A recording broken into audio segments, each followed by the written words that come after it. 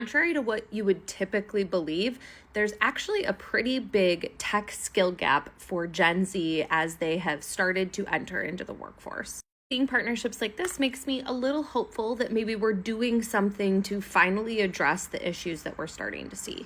I'd love to hear your thoughts in the comments if this is the right approach to changing up our education system and if you think it's enough.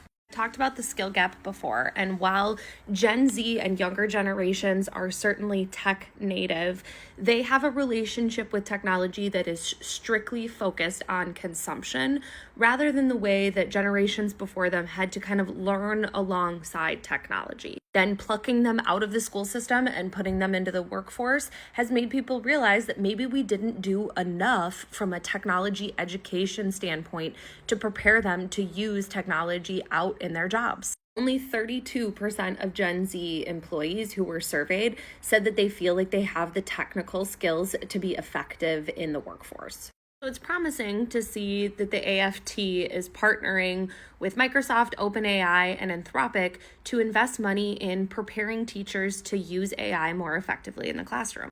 $23 million fund is going to focus on training teachers on practical and ethical applications of artificial intelligence and hopefully create a feedback loop where teachers can provide these tech companies with more information about the types of solutions that would be valuable for children and in the classroom. One part of this article that I think is funny is they talk about in this landmark partnership, but I actually think Microsoft, OpenAI, and Anthropic are taking a page out of Apple and Google's books.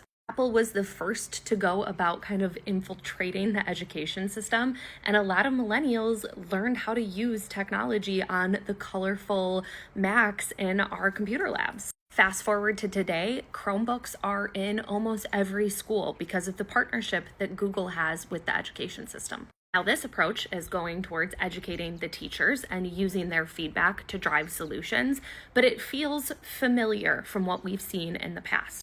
Begs the question of, is this how we get technology education done, or does the responsibility lie somewhere different? This is definitely a step in the right direction, but I'm curious to hear your thoughts on if we should be more intentionally building curriculum that integrates AI, or if starting with the teachers is the right approach.